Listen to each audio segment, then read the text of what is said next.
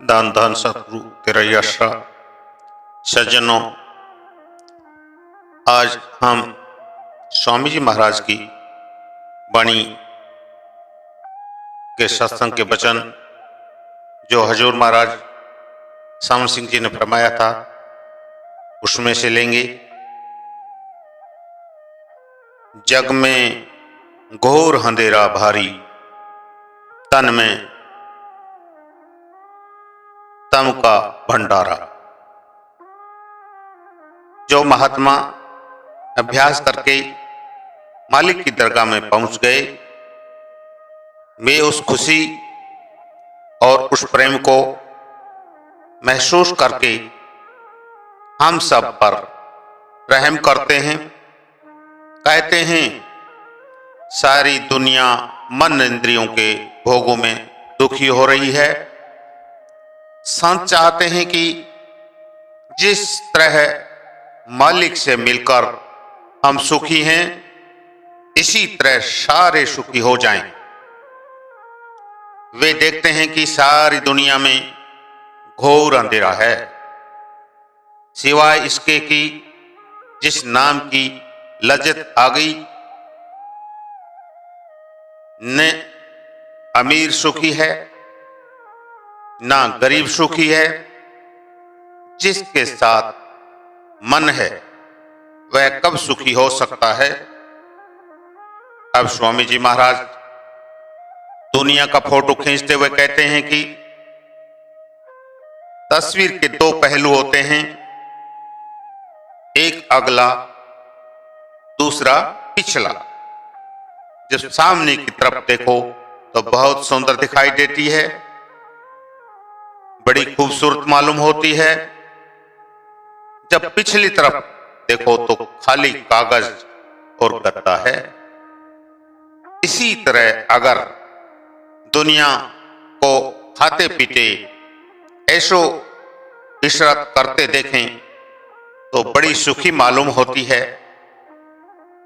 जब इसको यहां से कूच करते हुए देखें तो रोती हुई जाती है। फिर कोई शख्स ऐसा नहीं जो कहे कि मेरे सारे काम पूरे हो गए हैं। किसी के 10 पूरे हो गए, किसी के 10 रह गए। महात्मा उपदेश करते हैं कि हम विचार नहीं करते। वे कहते हैं कि दुनिया के 2 हिस्से हैं, जल और थल। पहले जल को ले लें। जल में जीव क्या खाते हैं? जीव बड़ी मछलियां छोटी मछलियों को खा जाती हैं। छोटी मछलियां उनसे छोटी मछलियों को खा जाती हैं। उनसे छोटी मछलियां और भी छोटी मछलियों को खा जाती हैं। अब थल को लें। बाज चिड़ियों को खा जाते हैं। चिड़ियां कीड़े मकोड़ों को खा जाती हैं। शेर गिद्दड़ को खा जाते हैं। गिद्दड़ भेड़ बकरियों को खा जाते हैं। भेड़ बकरियां पेड़ पौधों को खा जाती हैं। गुरु नानक देव जी कहते हैं कि जेते दाने अन्न के जिया बाजू ने कोई। जितने भी अनाज के दाने हैं सब में आत्मा है। वेद भी कहते हैं कि रूह सूरज लोक से होकर सूरज और चंद्रमा की किरणों द्वारा अनाज में दाखिल होती हैं। फिर वह बीज पौधा बन जाता है। यह जितना वायुमंडल है रूहों से भरा हुआ है। पेशाब पखाना जाते समय जीव मरते हैं। चलते फिरते कई जीव पैरों के नीचे आकर मर जाते हैं। जहां जीवों को जीव खाएं वहां घोर अंधेरा नहीं तो और क्या है। डॉक्टरों ने एक ऐसी मशीन बनाई है जिसके द्वारा एक छोटी से छोटी चीज 1500 गुना बड़ी मालूम होती है। जितना पानी है जीवों से भरा हुआ है। अगर हवा को लें तो उसमें भी जीव भरे पड़े हैं। मैं कहता हूं कि अगर एक सुई की नोक भी जमीन पर रखें तो उसके नीचे भी कोई न कोई जीव जरूर होगा। संपूर्ण ब्रह्मांड में जीवों को जीव खा जाते हैं। अब जहां जीवों को जीव खा रहे हों वहां कोई मुक्ति का समान कैसे हो सकता है? शायद कोई यह सवाल करे कि जब कुदरत का कानून ही यह है तो मांस खाने वालों को ऋषि मुनि बुरा क्यों कहते हैं? नहीं, ऋषि मुनियों का ख्याल ठीक है। जब उन्होंने देखा कि सारे ब्रह्मांड में जीवों को जीव खा रहे हैं तो सोचा कि इतना ही बोझ उठाया जाए जो कम से कम हो। अब खानियों के हिसाब से जीव की 4 किस्में अंडज, जेरज, उद्भिज और स्वेदज हैं। परंतु तत्वों के हिसाब से 5 किस्में हैं। पहली किस्म इंसान है। यह असरफुल मखलूकात सृष्टि की सबसे ऊंची किस्म है। इसमें 5 तत्व पूरे हैं।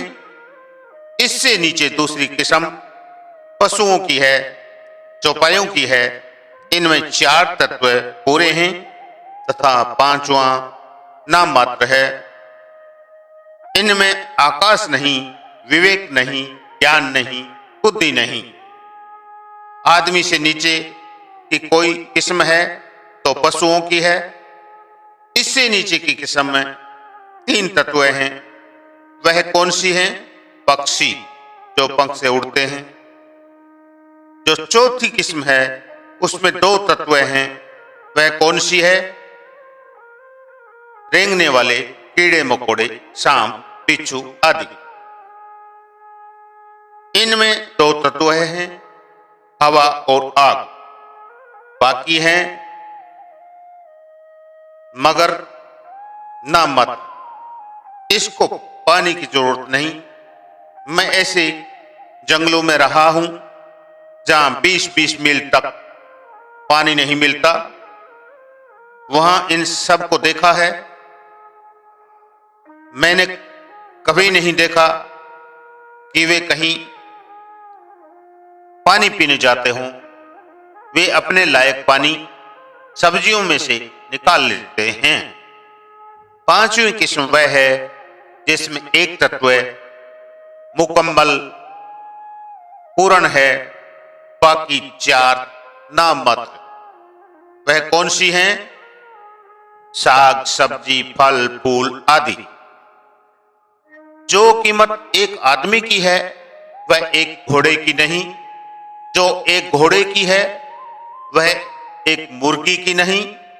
जो एक मुर्गी की है वह एक टिड्डी की नहीं। जो एक टिड्डी की है वह एक फूल की नहीं। यानी जो पाप एक आदमी को मारने का है वह एक घोड़े को मारने का नहीं। अगर किसी का घोड़ा मार दें तो जज फांसी नहीं देगा। जो पाप एक घोड़े को मारने में है वह एक मुर्गी को मारने में नहीं। जो पाप मुर्गी को मारने में है वह एक टिड्डी को मारने में नहीं। और जो पाप एक टिड्डी को मारने में है वह एक बैंगन को तोड़ने में नहीं। इसलिए संतों, महात्माओं, ऋषि मुनियों ने साग सब्जी को खाना उचित माना है। यह तो सारे ऋषि मुनि भी मानते हैं कि इनमें भी आत्मा है। मगर आजकल तो डॉक्टर बोश ने भी साबित कर दिया है कि सब्जी वगैरह में भी रूह है। पाप तो जरूर है मगर 3 और 4 तत्वों वाले जीवों का मांस खाने के मुकाबले में, यानी हजारों मन का बोझ उठाने से 4-5 शेर का बोझ उठाना कहीं अच्छा है। और इस पानी के तत्व जो सब्जी फल वगैरह आदि होते हैं, इसके बिना हमारा शरीर, यह मानव शरीर जिंदा भी नहीं रह सकता। अगर हमको शरीर को इस संसार में रखना है और आप और हमको ऐसी बातें करना है और रूहानी और परमार्थी काम करने के लिए जीवित रहना है, तो हमें जल तत्व के सब्जी फल फ्रूट आदि का सेवन करना बहुत जरूरी है। अब इस घोर अंधेरे में से जहां जीवों को जीव खा रहे हैं, अगर बचना चाहते हो तो चलो अंदर। जब आंखें बंद करो, अंदर भी घोर अंधेरा है। अगर आदमी अंदर नहीं गया तो अंधा आया और अंधा चला गया। ता अंधा अनुसात क्रू तेरा ही आस।